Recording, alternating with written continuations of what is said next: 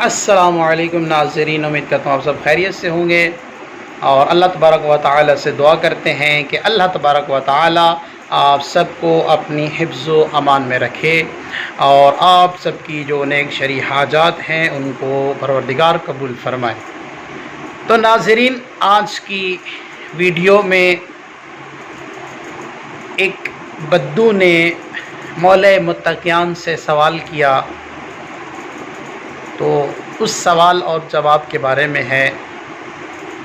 मौला मुत्तक़ियान अली इब्न अबी तालिब अल्लाहुम्मा सल्लि अला मुहम्मद व आलि मुहम्मद से एक बद्दू ने सवाल किया, या अली, कि अगर पानी को ऐसे पिया जाए, क्या पानी का पीना हराम है?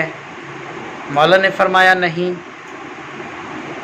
बद्दू ने फिर सवाल किया कि या अली, अगर अंगूर खाए जाएं, क्या अंगूर का खाना हराम है?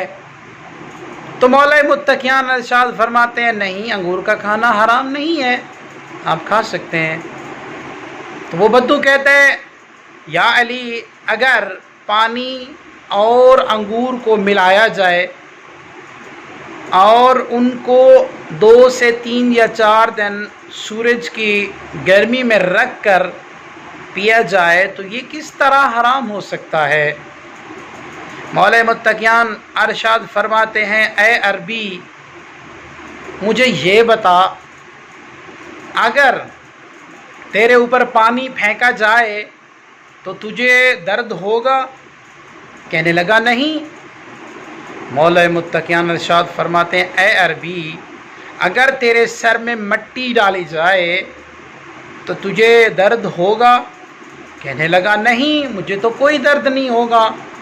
मौला मुत्तक़ियान इरशाद फरमाते हैं, अगर पानी और मिट्टी को मिलाकर चंद दिन सूरज में खुश्क करके तेरे सर पे डाला जाए तो तुझे कुछ होगा? वो कहता है, या अली, उससे तो मेरा सर फट जाएगा। तो इमाम अली अलैहिस्सलाम फरमाते हैं, इसी तरह अगर अंगूर और पानी इनको सूरज की गर्मी में रखा जाए तो वो भी पीना हराम है। जिस तरह अगर पानी और मिट्टी को खुश्क करके तेरे सर में मारा जाए तेरा सर फट जाएगा, इसी तरह इनका पीना भी हराम है। अस्सलामु अलैकुम व रहमतुल्लाह।